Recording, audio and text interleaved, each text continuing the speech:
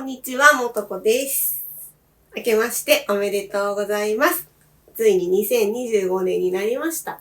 なんかもうすぐ2025年だ、2024年終わるって言ってたんで、もう気がついたら2025年って感じなんじゃないでしょうか。正直今この動画に撮ってるのはまさに2024年なんですが、今年もたくさん可愛い作品作って編み物を楽しんで皆さんと楽しいね、可愛いねってたくさん言えるようにしたいと思うので、今年もよろしくお願いいたします。ということで、新年第1弾の作品はじゃじゃーん、こちらのケーブルメッシュのトートバッグ&刺繍バージョンをご紹介したいと思います。こちらのバッグのこちらの模様ですね、ちょっと見覚えがあると思うんですが、以前紹介したケーブルメッシュトートバッグの編み図をアレンジした編み図となっております。糸が結構こっち太くなったんですね。なので、その分このぐるりの目数を変えたりだとか、編み図をちょっとシンプルにしたり。あとこの刺繍をするので、ここにあったパブコーン削ったりなんかしております。なので、バッグの編み方自体はそちらの動画を参考にしていただいて、こちらのね、多分ここに載るはずなんですけど、こちらに、参考にしていただきつつ、URL を概要欄にも記載しますので、そちらよかったら見てください。参考にしつつバッグを編んでいただいて、こちらの動画はこの刺繍の仕方をご紹介したいと思います。多分ね、バッグ自体はすごく糸も太くなったし、ちょっと太めの針で編むのでザクザクザクザクっと編めちゃうと思います。で、その後のこの刺繍の部分ですね。で、刺繍自体も結構ちゃんと本格的に刺繍をするっていうよりかは、かぎ針で刺繍をしています。かぎ針で糸をつけてパブコーン、長編み5目のパブコーンでこのお花を再現しています。ミモザと、ちょっとバラっぽい感じですね。を再現しているので、かぎ針ができる方であれば、抵抗なくできるのではないかと思っております。で、一応この葉っぱの部分とか、ミモザの茎の部分、ここは、ハンドステッチになるので、ちょっと頑張っていただけたらと思います。かわいい。で、今回ですね、ちょっとこのナチュラルな雰囲気と、ちょっと懐かしいロマンチックみたいな雰囲気にしたいなと思って、こんな感じで仕上げております。かわいいですね。かわいい。ということですね、こちら糸を、浜中さんのそのもの超極太という糸を使って編んでます。で、刺繍の部分はアメリーですね。使ってます。細かい詳細は概要欄に記載するので、そちらをご覧いただけたらと思います。もうこれからね、ほんとまだまだ寒いし、というかこういうのって本当にずっと季節じゃない。いつになっても廃れないデザインだと思うので、今編んで、来年使っても、再来年使っても、ちょっとね、もうちょっとここ数ヶ月使えると思うんですけど、そんな感じで楽しんでいただけたら嬉しいなと思っております。私はこういうクラシカルなコートに持ちたいなと思っております。ぜひぜひ編んでみてください。はい、それでは編み始める前にですね、今年も皆さんよろしくお願いいたします。はい、それでは編み始める前に概要欄に糸の詳細、道具何使ったなどなど、あとオンラインストアの URL、先ほどお伝えした動画の URL、SNS やってるので Instagram の URL、あと、チャプターですね。目次代わりのチャプターも記載するので、もしよかったら見てみてください。はい。それでは、2025年も編んでいくぞー。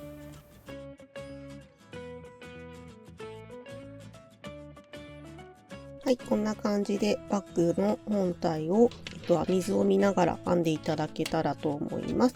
でですね、編み方はこちらの以前動画で紹介したケーブルメッシュトートバッグと基本は同じです。で、こちらより糸がすごく太くなってるので、ぐるりの目数を減らしてですね。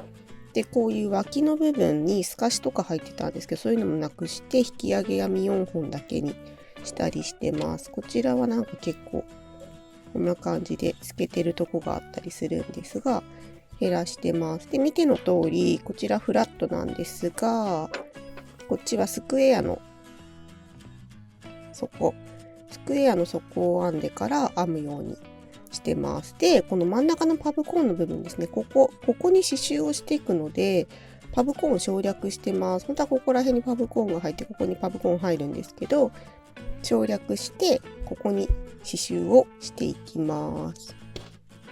で、ハンドルもこんな感じで、手持ちのハンドルにしました。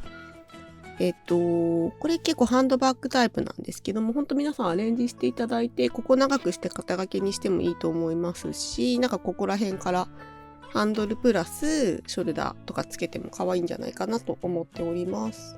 それでは刺繍をしていきます。キット買われた方はこんな感じで刺繍用の糸が入ってます。で、使うのがこの4号針のかぎ針と、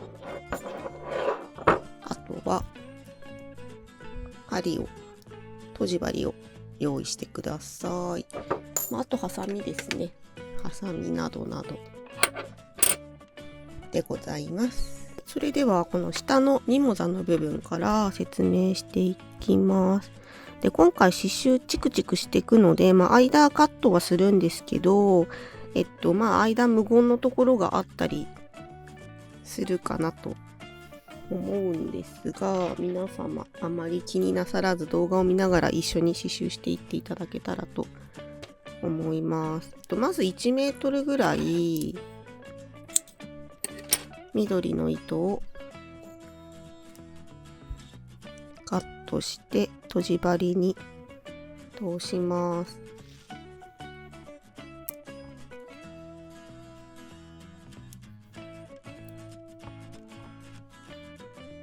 で、こんな感じで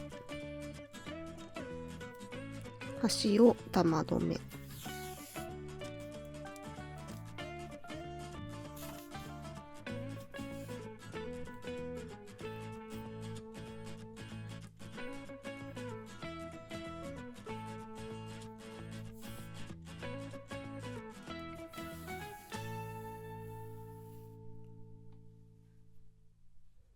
そしたら、ここに、こう、S 字を描くように、緑の茎を刺繍します。返し縫いですね。で、刺繍しながら、葉っぱを入れていく感じです。で、正直なところ、今 S 字と言ったんですが、好きな感じで刺繍していっていただけたらいいんじゃないかと。というのも、このつぶつぶがミモザをイメージしたつぶつぶをパブコーンでつけていくので、バランスはそこで調整できるんじゃないかなと思ってます。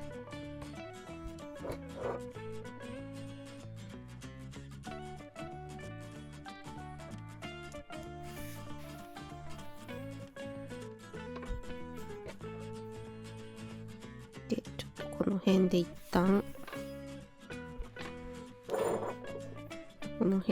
旦葉っぱを刺繍します。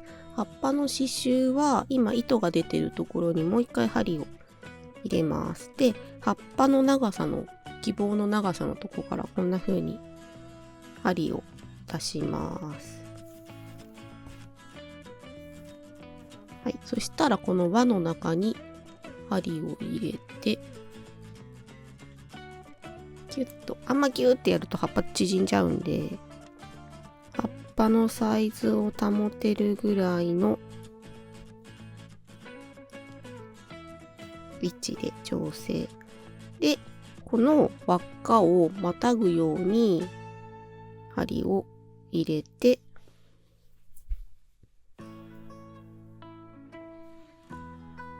はい、こんな風に葉っぱができました。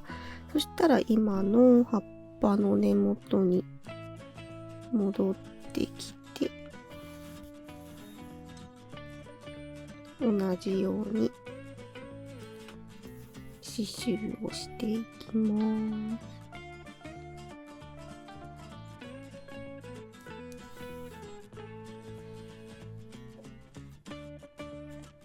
す。で、また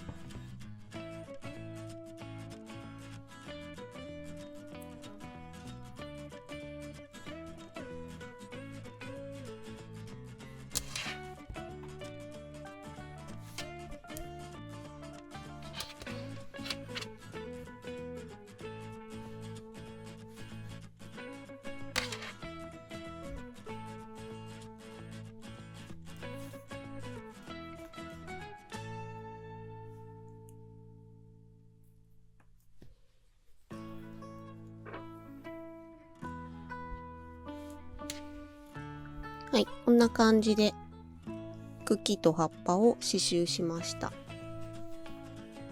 そしたら裏側で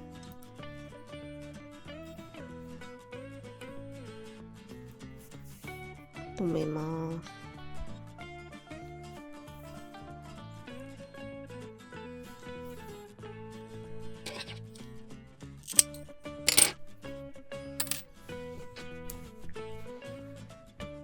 はい、こんな感じ。そしたら次はミモザをちょんちょんちょんちょんとつけていきます。完成するとこういう感じになります。これをつけていこうと思います。でミモザはこの2色の糸で刺繍します。そしたらね、これは糸をカットせずこの状態から使っていきます。つけたい位置にこんな感じで目を拾います。で、ここに糸端をこんな風に2つに折ってつけます。だいたい糸端多分7センチ8センチぐらい残してます。で、ここから長編み5目のバブコンを編みます。立ち上がり、まず鎖編みを3目編んだら、先ほど拾ったここに針を入れて、立ち上がり鎖3目と長編みを4目ですね、編んで、長編み5目のバブコンとします。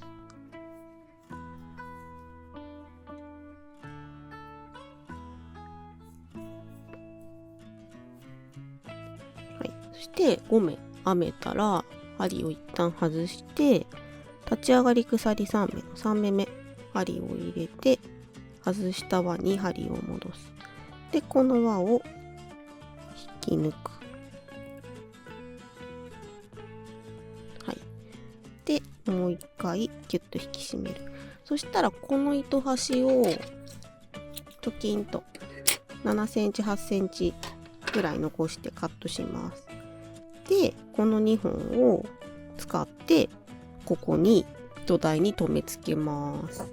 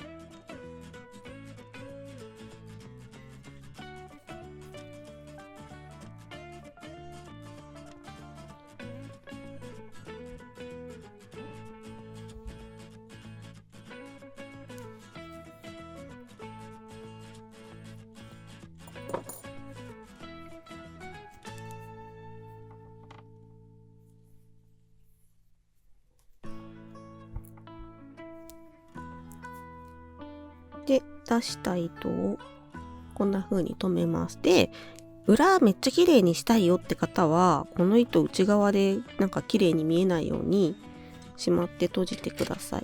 私はそこまで気にしないんでこんな感じでいいかと思います。この刺繍なんでそこまで強度も必要ではないのでこれでいいかと思います。はい、これで一つできました。これを繰り返してバランスよくつけていきます。こんな感じですね。なんか私的にはこっちの明るいクリームが多い方が可愛いかなって思ったりしています。もっとね増やしたい方は増やしても全然可愛いです。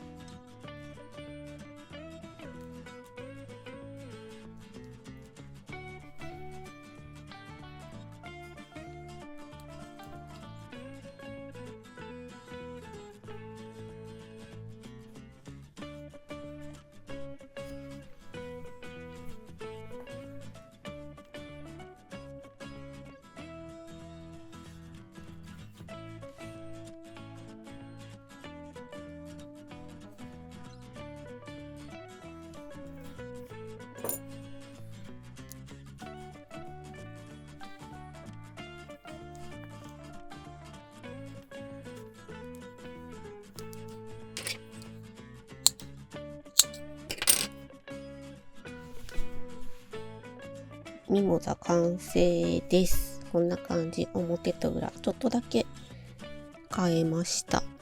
なんかこの辺にもう一個足してもいいけど、なんかこう細長い感じがミモザっぽいのでこんな感じです。ちょっとだけこう湾曲してますね。S 字、うっすら S 字ぐらい。で、1,2,3,4,5,6,7個。濃いイエローが4個で、薄いイエローが3つになりました。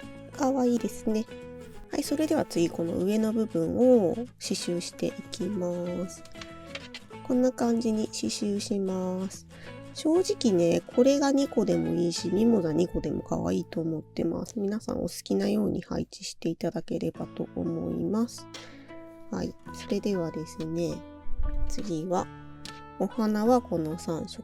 で、葉っぱは変わらずこの緑ですね。はい。で、色の配色の位置とかも特に決まりってわけではないんですが、このバランスでつけていこうと思います。一番上が、このパープルっぽいやつですね。ここに刺繍していきます。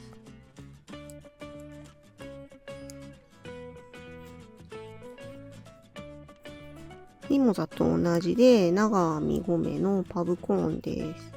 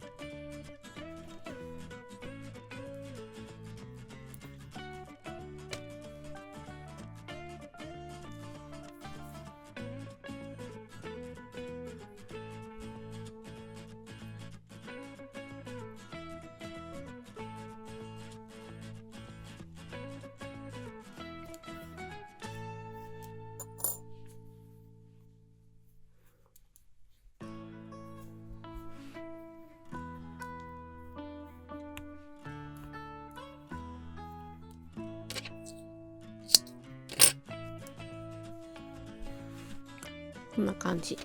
で、葉っぱはですね、ここで編んだ葉っぱと同じ、刺繍の仕方です。このお花のね、パブコーンの根元から針を出しまして、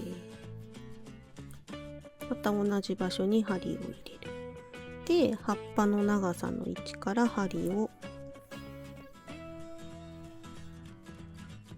出します。そして輪の中に針を入れてキュッと。で、この輪っかをまたぐようにして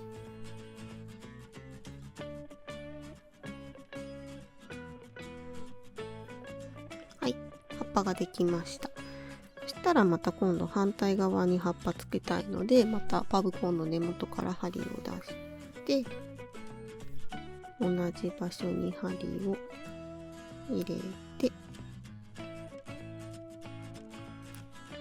こで編んだのとだいたい同じぐらいの長さになるように意識しながら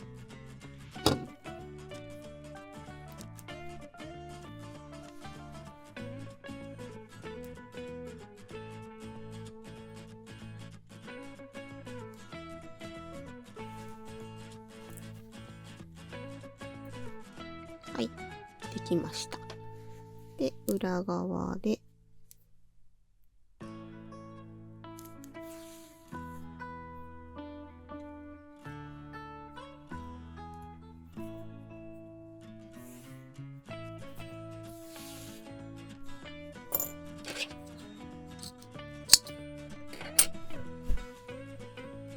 こんな感じ。それでは続々と刺繍をしていきましょう。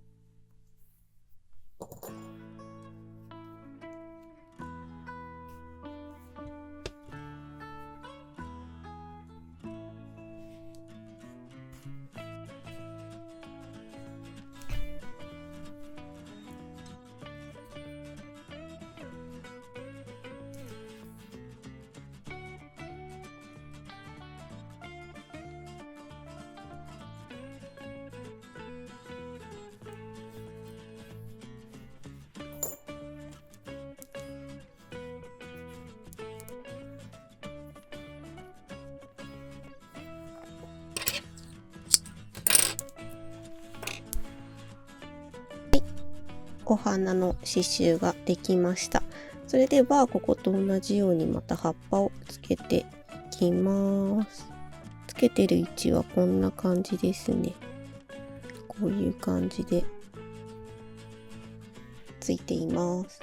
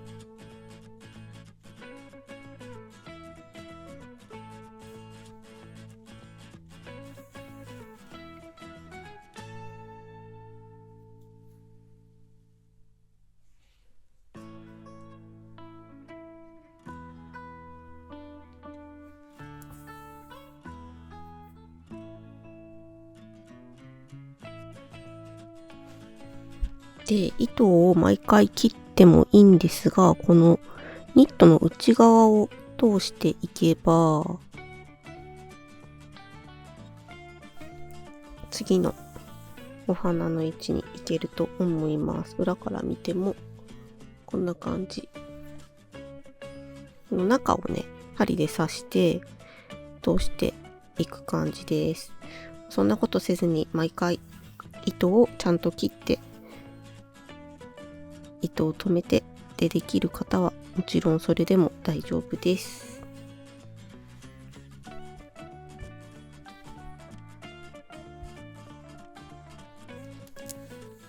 こういうとこにね、多分ね、性格が出るのではないでしょうか。ちょっとやっぱ多少ね、ちょっと時短したい。ほら、わかんないし、可愛いし。裏もこんな感じで。あんまり裏に糸が渡っちゃうとちょっと好きじゃないので、内側を通して隠した方がいいかと思います。で、どうしても難しいって方は毎回糸をカットしてご自身の納得のいく範囲で作っていただけたらと思います。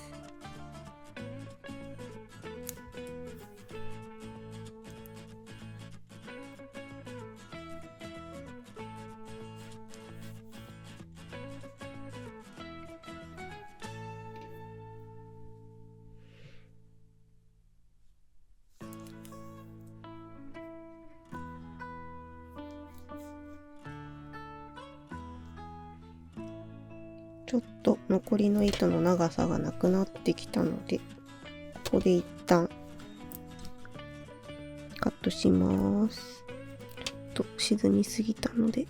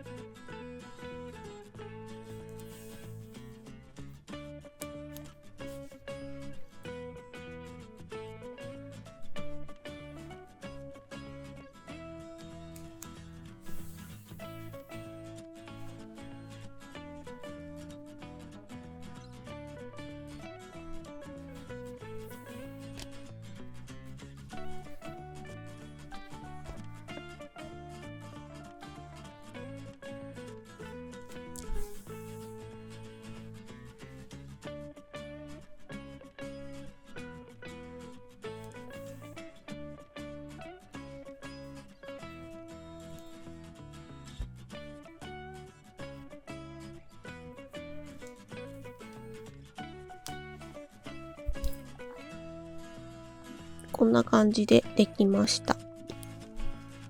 これで刺繍が完成です。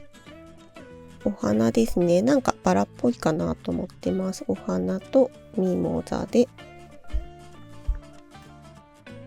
こんな感じの刺繍で仕上げます。はい、それでは最後にネモつけます。なんかこんな感じで刺繍を目立たせたいので、今回は内側にネームはつけたいと思います。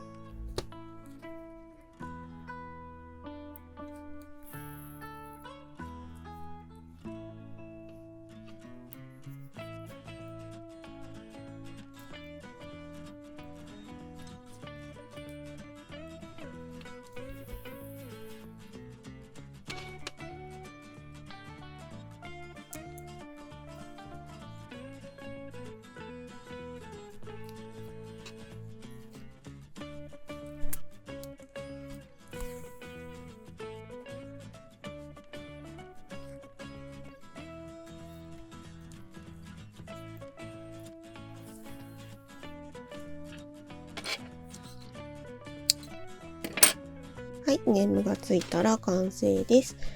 ちなみにこちら本体の重さは 193g となっております。プラス刺繍分ですね。なので重さ 197g で完成です。サイズです。横幅が27センチ。で、バッグの高さが、このバッグの底までで25センチ。で、バッグの底が、